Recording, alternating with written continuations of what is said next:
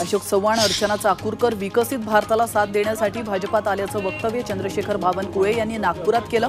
इतकंच नाही तर भाजपाचे दुपट्टे कमी पडतायत, इतके पक्षप्रवेश होत आहेत असंही ते म्हणालेत। जे काँग्रेसचे विरोधी पक्षाचे तुमच्या संपर्कात आहेत त्यांना भाजपात आणायचं असं आवाहनही त्यांनी कार्यकर्त्यांना केलं।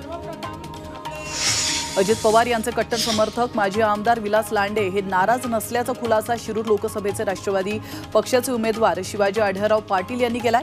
शिरूर लोकसभेसाठी विलास लांडे इच्छुक होते आणि या पार्श्वभूमीवर आढळराव पाटलांनी विलास लांडे यांची भेट घेत त्यांची नाराजी दूर करण्याचा प्रयत्न केला। पुण्याचे वंचितचे उमेदवार वसंत मोरे यांनी राष्ट्रवादी काँग्रेस अजित पवार गटाचे आमदार अमोल मिटकरी यांची भेट घेतली आहे। यावेळी आपल्या निवासस्थानी अमोल मिटकरी यांनी वसंत मोरे यांचं स्वागत केलंय। मात्र कोणतीही राजकीय चर्चा झाली नसून वसंत मोरे यांनी सदिच्छा भेट दिली असल्याचं मिटकरी यांनी स्पष्ट केलंय।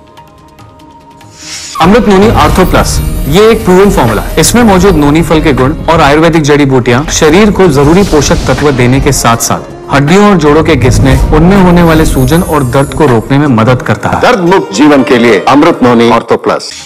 शिवसेना आमदार संजय शिरसाट यांनी मनसे अध्यक्ष राज ठाकरे यांची शिवतीर्थ निवासस्थानी भेट घेतली आहे। तर 9 तारखेला राज ठाकरे पाडवा मेळाव्यातून आपली भूमिका मांडणार आहेत आणि या मेळाव्याआधी शिरसाट राज ठाकरेंच्या भेटीला महत्त्व आलंय।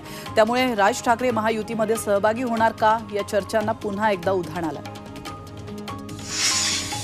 आमदार रवी राणा यांनी वादग्रस्त विधान केलंय। नवनीत राणांचा वाढदिवस आणि भाजपचा स्थापना दिवस या निमित्तानं राणा दाम्पत्यानं हवन आयोजित केलं होतं। याच दरम्यान सगळे विरोधक स्वाहा झाले पाहिजेत यासाठी सर्व जोडप्यांनी आहुती दिली असं रवी राणा यांनी म्हटलंय। माजी मंत्री आणि शिवसेनेतील ज्येष्ठ नेते बबनराव घोलप मुंबईमध्ये शिंदेच्या सेनेत प्रवेश करणार आहेत। त्यांच्यासोबत विद्यमान खासदार हेमंत गोडसे आणि इतर नाराज पदाधिकारी असल्याची माहिती आहे। यामध्ये बबन घोलप यांचा मुलगा योगेश घोलप सुद्धा शिंदे सेनेमध्ये प्रवेश करणार असल्याचं कळतंय।